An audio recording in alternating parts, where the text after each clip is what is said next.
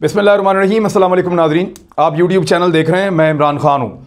बहुत सारे लोगों ने बहुत सारे ख्वाब देख लिए थे, बड़ी कोशिश कर रहे थे, बड़ी दुआएं मांग रहे थे कि पता नहीं पेंडोरा पेपर्स में उनको क्या मिलने वाला है या कौन सी इतनी बड़ी ख़बरें उनके हाथ लगने वाली हैं कि पाकिस्तान तहरीक-ए-इंसाफ की हुकूमत गिर जाएगी। यानी एहसन इकबाल साहब ने तो यहाँ तक कहा कि इमरान खान साहब का नाम आ गया पेंडोरा लीक्स के अंदर, लिहाजा इमरान खान साहब अब इस्तीफ़ा दे दें। ये कैसे हुआ ये मैं आपको बताता हूँ। उमर चीमा इसके अंदर तहकीकात का हिस्सा थे और इमरान खान साहब को इन्होंने फ़िक्स करने की इसमें बड़ी कोशिश की थी।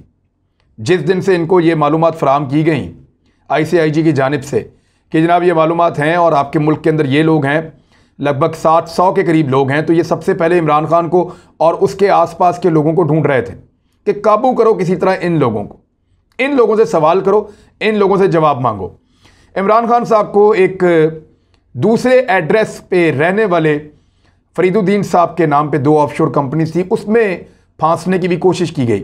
वहाँ सवालात उठाए गए और वो जो सवाल है उस सवाल की शक्ल में उनका एक नाम सिर्फ मेंशन है इमरान खान साहब का इस पेंडोरा पेपर्स के अंदर। वो किस अंदाज में है, यानी वहाँ क्लैरिफिकेशन है कि पाकिस्तान के वज़ीर आज़म इमरान खान साहब का इसके साथ कोई ताल्लुक नहीं है। यहाँ पे इसमें दर्ज है, पेंडोरा पेपर्स हैं इसके अंदर, the documents contain no suggestion that Khan himself owns offshore companies. कि ये डॉक्यूमेंट बड़ा क्लियरली ये कह रहा है कि इमरान खान कोई ऑफशोर कंपनी ओन नहीं करते, उनकी मलकियत में नहीं है, वो बेनिफिशरी नहीं है किसी कंपनी के। सबके ख्वाब टूट गए। लेकिन ये मियां नवाज शरीफ ने 2 दिन पहले क्यों कहा गया अब तो अब इमरान खान का होगा और ऐसा होगा कि दुनिया देखेगी। एहसन इकबाल ने क्यों कहा कि इमरान खान का नाम आ गया है तो फौरी तौर पे इस्तीफा दे दे, और बाकी लोगों ने ये क्यों कहा वो मैं आपको बताता हूं। क्योंकि उमर चीमा PMLN के बहुत करीब है और जियो और जंग न्यूज़ भी जो है वो PMLN के बहुत करीब है। अभी इस वक्त जब मैं वीडियो रिकॉर्ड कर रहा हूं तो जियो के खिलाफ एक शेम का एक ट्रेंड भी चल रहा है पाकिस्तान में। अनफॉर्चुनेट है, अब सारे जियो का तो कसूर नहीं है, सारे इदारों का तो नहीं है, जितने लोग वहाँ पे काम करते हैं उन सबका तो कसूर नहीं है, तो पूरा इदारा तो रिस्पॉन्सिबल नहीं हो सकता। लेकिन फिर भी वो खबरें इस तरीके से उन्होंने दी हैं और फिर PMLN ने उनको इस तरीके से उठाया है कि उन्होंने इस तरह का माहौल बना दिया कि घबराना नहीं है, इमरान खान फंस गए। बल्कि उमर चीमा की जब पहले इमरान खान साहब ने तारीफ़ की थी, जब पनामा पेपर्स लीक हुए थे तो उस पर जब इमरान खान साहब ने तारीफ़ की थी वो निकाल के दिखा रहे थे, घबराना नहीं है, फिर आ रहा है, इस किस्म की चीज़ें बहुत ज़्यादा की। नून लीग ने, कुछ नून लीग के सहाफ़ियों ने, कुछ दानिश्वरों ने, कुछ जियो ने, ये लोग कर रहे थे, जियो के एम्प्लॉयज़ भी कर रहे थे। लेकिन अब सारा का सारा गेम उलट गया। नवाज शरीफ साहब तक और एहसन इकबाल साहब तक ये इन्फॉर्मेशन पहुंची जियो से कि हमें ये पता चला है कि इमरान खान का नाम है इसमें। नाम तो था लेकिन वो क्लैरिफिकेशन में था कि उसके नाम पे कोई ऑफशोर कंपनी नहीं निकली। चेक किया, नहीं निकली, उसकी है ही नहीं। जो एड्रेस बताया जा रहा है वो उस सोसाइटी के दूसरे कोने पे एक घर का एड्रेस है और वो बंदा खुद कह रहा है जनाब मेरी कंपनी ने मैंने 2008 में बनाई थी, मेरा इमरान खान से या इन कंपनीज का इमरान खान से कोई ताल्लुक नहीं है। लिहाजा सारी गेम उल्टी हो गई। मियां नवाज शरीफ और एहसन इकबाल को जब इतना पता चला कि नाम है तो वो समझे नाम उसी तरह होगा जिस तरह हमारा नाम होता है, लेकिन वो नाम उस तरह निकला नहीं। अब जो खबरें आ रही हैं कि पाकिस्तान में कभी भी कोई ऐसा स्कैंडल आए, मुमकिन ही नहीं है कि PMLN पीछे रह जाए। इसहाक डार साहब का बेटा वो फिर बीच में है इसके, शौकत तरीन की निकल आई जो इस वक्त वज़ीर ख़ज़ाना है, उसके अलावा खुसरो बख्तियार के ख़ानदान की निकल आई, फैसल वाडा साहब के बारे में उनकी भी निकल आई, और उसके अलावा मुन्ने सलाई का कहा जा रहा है। मुन्ने सलाई की एक क्लैरिफिकेशन भी है, उन्होंने कहा जी डिक्लेयर्ड है और मेरे सारे एसेट डिक्लेयर्ड हैं, ये जितनी चीज़ें भी हैं ये सारी कानून के मुताबिक है और डिक्लेयर्ड है। यही बात जो है वो वज़ीर ख़ज़ाना ने भी की है और यही बात। अब फ़र्क क्या है ज़रा थोड़ा सा आप इसको देखें, लेकिन पहले मैं बताता हूँ कि इमरान खान ने इसके ऊपर भी एक हथौड़ा मारा है, प्राइम मिनिस्टर ऑफ पाकिस्तान ने। उन्होंने क्या किया जिससे अब ज़्यादा परेशानी शुरू हो जाएगी PMLN के कैंप में, वो ये है, we welcome the Pandora papers exposing the ill-gotten wealth of elites accumulated through tax evasion and corruption and laundered out to financial havens. The UNGA's panel FACTI calculated a staggering $7 trillion in stolen assets parked in largely offshore tax havens. ये इमरान खान साहब ने statement दिया और बल्कि 3 tweet ऊपर नीचे कर दिए। अगले में उन्होंने कहा कि my government will investigate all over citizen mentioned in the Pandora papers and if any wrong doing is established we will take appropriate action. इस बारे में भी उन्होंने बात की। फिर उन्होंने ये बताया कि इफ अनचेक्ड, अगर हम इसको चेक ही नहीं करेंगे तो फिर हालात किस तरफ जाएंगे। मैं आपको इसका पूरे का ट्रांसलेशन बता देता हूं। 3 ट्वीट्स ऊपर नीचे इमरान खान साहब ने किए और उन ट्वीट्स में वो क्या कह रहे हैं ये आप सुन लें। उनका यह कहना है कि हम पेंडोरा पेपर्स को खुशामदीद कहते हैं, जो अशराफिया की नाजायज़ दौलत को बेनकाब करते हैं, जो टैक्स चोरी और बदनवानी के जरिए जमा होती है, यानी वो दौलत जो टैक्स चोरी से और बदनवानी से जमा होती है और ऐसी जगहों पे पहुंच जाती है जो टैक्स हेवंस हैं।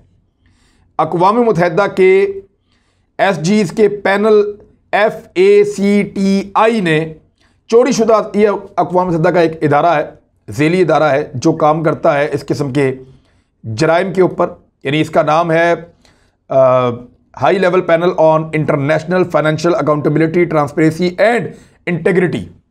ये एक अक़वाम मुत्तहिदा का इदारा है जो इस किस्म के फाइनेंशियल क्राइम्स को और इन चीज़ों को देखता है। वो ये कहता है कि चोरी शुदा असासों में $7 ट्रिलियन का तखमीना उन्होंने लगाया कि $7 ट्रिलियन, 7,000 अरब डॉलर जो हैं वो चोरी हुए असासे हैं। ये अक़वाम मुत्तहिदा की रिपोर्ट के मुताबिक जो बड़े पैमाने पर ऑफशोर कंपनीज़ के ज़रिए से टैक्स हेवंस में जमा किए गए हैं। फिर उन्होंने कहा मेरी हुकूमत पंडोरा पेपर्स में तमाम शहरी जो शामिल हैं इसके अंदर जिनके नाम हैं उनकी तफ्तीश करेगी और अगर कोई गलत और गैर कानूनी साबित हुआ तो हम मुनासिब कानूनी कार्रवाई करेंगे। मैं आलमी बरादरी से मुतालबा करता हूं कि वो इस संगीन नाइंसाफ़ी को ऐसे ही लें जैसे वो माहौलियाती तब्दीली को लेते हैं या जैसे वो मौसमियाती तब्दीली या क्लाइमेट चेंज के इशू को लेते हैं। बिल्कुल इसी तरह इस जुल्म को भी बिल्कुल उसी तरह लें। आलमी बरादरी से अपील। फिर उन्होंने कहा कि अगर इसको ऐसे ही अनचेक्ड छोड़ दिया, इसके ऊपर कोई एक्शन ना लिया तो अमीर और गरीब रियासतों के दरमियान अदम मसावात में इजाफा हो जाएगा और गुर्बत में इजाफा होगा। इसके नतीजे में गरीब जो रियासतें हैं वहाँ से अमीर रियासतों की जानिब बहुत बड़ी माशी नकल मकानी का सैलाब आएगा, यानी गरीब मुल्कों से मज़ीद लोग अमीर मुल्कों की तरफ जाएंगे और पैसा भी वहाँ को जाएगा, जिससे दुनिया भर में मज़ीद माशी और समाजी अदम इस्तेहकाम पैदा होगा, जो एक बहुत बड़ा जुल्म होगा। ये इमरान खान साहब के 3 ट्वीट्स हैं, यानी जिसके ऊपर आप एलिगेशन लगा रहे थे वो कह रहे हैं जी हम तो इसकी इंक्वायरी करेंगे, छोड़ेंगे नहीं किसी को। कुछ बड़े नाम इसके अंदर आए हैं, वो नाम भी आपको बता देते हैं लगे हाथों। इसमें मैंने आपको बताया शौकत तरीन साहब का नाम है, अली डार का नाम है, इसहाक डार के बेटे, और इसके अलावा चौधरी मुनसलाई का नाम है, फिर नवीद मुगीस शेख का नाम है, और ये शुगर मिल वाले हैं इनका नाम भी है इसके अंदर, फैसल वाडा जो है वो उनका नाम भी है, और इसके अलावा बशीर दाऊद का नाम है। ये लोग क्लेम करते हैं इन्होंने कंपनीज बनाई हैं और इनकी लीगल हैं और डिक्लेयर्ड है। जिनकी नहीं होंगी वो पकड़े जाएंगे, नहीं बचेंगे। मियां नवाज शरीफ साहब की भी कंपनी अगर लीगल होती है, डिक्लेयर्ड होती है तो मसला ही कोई नहीं था। यानी मियां नवाज शरीफ साहब अगर ऑफशोर, अच्छा ऑफशोर कंपनी लोग बनाते क्यों हैं? वो इसलिए बनाते हैं ताकि वहां पे उनको पैसों से, टैक्सेस से बचने का उनको एक रास्ता मिल जाता है उन मुल्कों में, इसलिए बनाते हैं। वो वहां के लोग भी बनाते हैं, यहां के लोग भी जाके बनाते हैं कि ऑफशोर कंपनी बनाओ, टैक्स बचाओ। लेकिन जो चोरी का पैसा लेकर जाता है वो इसलिए बनाता है कि उसका पता ही नहीं चलेगा ये दौलत इसकी है। मियां नवाज शरीफ साहब ने टैक्स बचाने के लिए ऑफशोर कंपनी नहीं बनाई थी। इन लोगों ने तो शायद टैक्स बचाने के लिए या कारोबार के लिए किसी ने बनाई होगी, लेकिन मियां नवाज शरीफ साहब का केस उल्टा था। मियां साहब ने इसलिए बनाई थी ताकि उनकी शनाख्त छुपाई जा सके, पता ही ना चले कि ये जायदाद मियां साहब की है, क्योंकि वो जायदाद इतनी महंगी थी कि मियां साहब बता नहीं सकते थे कि ये ली कैसे और ये जायदाद बनाई कैसे। इनमें भी कुछ ऐसे लोग होंगे, पकड़ा जाना चाहिए उनको, जैसे आरिफ उस्मानी साहब हैं, ये नेशनल बैंक के प्रेसिडेंट रहे पहले पाकिस्तान में। फिर एहसन लतीफ़ साहब हैं, इनका भी बड़ा बिजनेस पाकिस्तान में है। उसके अलावा मैं आपको और बंदे बताता हूँ। अली जहांगीर सद्दीकी, ये ambassador at large for foreign investment. फिर इसके बाद अदनान अफरीदी, ये मैनेजिंग डायरेक्टर हैं, नेशनल इन्वेस्टमेंट ट्रस्ट के रहे हैं। फिर इसके बाद खुसरू बख्तियार, ये federal minister for industries and production, इनका भी नाम। Abdullah Masood son of Waqar Masood Khan, former SP assistant to prime minister on financial and revenue, ये साबिका है। इसके बाद जी एक आ गए आसिफ हफीज़, ये मर्चेंट हैं, ताजिर हैं। फिर एक लेफ्टिनेंट जनरल शफातुल्ला शाह, इन्होंने बहुत बड़ी प्रॉपर्टी है, इनके बारे में एतराज़ भी PMLN बहुत ज़्यादा कर रही है। मुशर्रफ साहब के करीबी थे, former military secretary of general Pervez Musharraf. इसके बाद major general retired Nusrat Naeem, ये former ISI DG counter terrorism, और इन्होंने एक रजिस्टर्ड की कंपनी 2009 में। फिर इसके बाद हसन मुजफ्फर, ये जनरल रिटायर्ड अफजल मुजफ्फर के बेटे हैं और इनकी भी ऑफशोर कंपनी है।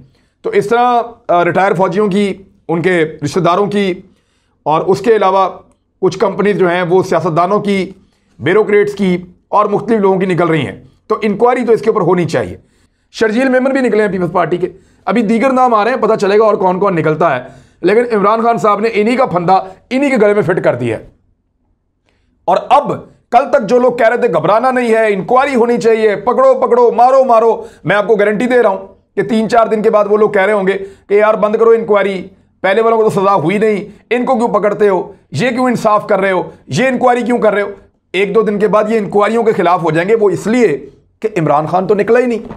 यानी मैं आपको एक बड़ी अजीब चीज़ बताता हूं कि नवाज शरीफ अपनी बेटियों के लिए, अपने बेटों के लिए, अपने दामादों और बहुओं के लिए, अपने पोते पोतियों और नवासियों के लिए, अपने समधी के लिए, अपने भाइयों के लिए, किसी के लिए जिम्मेदार नहीं है। यानी उन सब की जो जायदादें, उन सब के जो कारोबार हैं, उनमें से किसी एक के लिए भी नवाज शरीफ जिम्मेदार नहीं है। लेकिन अपने वजीरों के लिए इमरान खान जिम्मेदार है, चाहे उनकी डिक्लेयर्ड ऑफशोर कंपनियां हों चाहे ना हों। लेकिन इमरान खान अपने दूर दराज के लोगों के लिए भी जिम्मेदार है, लेकिन नवाज शरीफ अपने इमीडिएट नेक्स्ट जो रिश्तेदार हैं उनके लिए जिम्मेदार नहीं है। यह कोई अजीबोगरीब ही एक दस्तूर है जो PMLN के लोग जो हैं वो इसको बहुत ज़्यादा वावेला करते हैं, इसके बारे में बात करते हैं। बहरहाल इसहाक डार के बेटे का नाम भी आ गया, बल्कि एक TV चैनल जो है वो चला रहा था जुनैद सफदर का भी, तो उस पर मरीम नवाज ने कहा जी मेरे बेटे की नहीं है ऑफशोर कंपनीज।